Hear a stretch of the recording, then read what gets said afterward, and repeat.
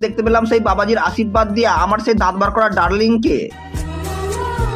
আর ভাই এই পুজোতে ইয়ং মেয়েদের থেকে যেন বিয়েওয়ালা বৌদিদের বেশি ভিড়। আর সেই বৌদিদের ভিড়ে আবার দেখতে পেলাম আমাকে সেই দাঁত বার করা মেয়ে পটানোর আশীর্বাদ দিয়া ঠাবাজিকে, বাবাজিকে। আর ভাই এখানে মেলার চারিদিকে দৃষ্টান্ত টিভির কোণে লেখা আছে লাইভ সম্প্রচারণ হচ্ছে, কিন্তু খানিকক্ষণ পরে বুঝতে পারলাম এ তো একই ফুটেজকে বারবার প্লে করছে। সাবাস।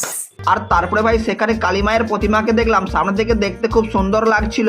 আর এই ভিডিওতে আমার নিজের ভিডিও ফুটেজ দেওয়ার জন্য সামনের ক্যামেরা অন করে নিজের একটু ভিডিও করলাম।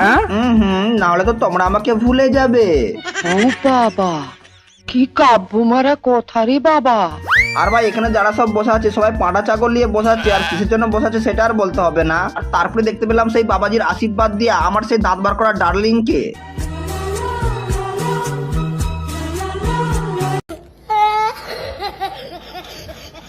আর সেখানে তো ছিল একটা বিগ স্ক্রিন বড় টিভি, মাঝে মাঝে সরাসরি পুজোর লাইভ দেখাচ্ছে আর মাঝে মাঝে রেকর্ডিং করা ফুটেজও চালিয়ে দিচ্ছে। আর যাই হোক ভাই এই সিস্টেমটা কিন্তু আমার খুব ভালো লেগেছে। আর ভাই এখানে আমার বন্ধুর একটা মেয়েকে খুব ভালো লেগেছে, যা মুখটা অন্যদিকে ঘুরেছি মেয়েটাকে আর দেখতে পাচ্ছিলাম না। তাই মেয়েটাকে খুঁজতে মেলার মধ্যে ঢুকলাম, আর তখনই আমার এই গানটার কথা মনে পড়লো।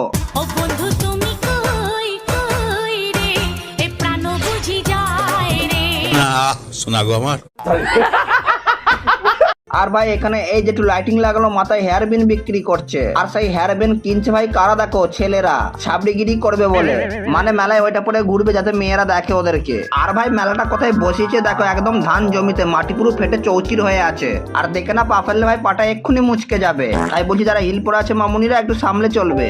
আর ভাই এখানে দেখো look at the power for this man, আমাদের মহাদেবের ত্রিশূলের ট্যাটু করছে আর ওই শক্তিশালী হাতের বাজুতে, তাও আবার এরকম একটা ভদরের মতো মুখ নিয়ে। আর দাদা তোমার এরকম মুখের জন্য আমি একটা তোমাকে ধার কিছুই দেবো না। আর ভাই এই ভিডিওটা শুধুমাত্র মজা দেওয়ার জন্য, ইফ ইউ ডোন্ট মাইন্ড। তো আজকের ভিডিও এখানে পর্যন্ত, তো ভালো লাগলে like comment share, tata bye bye.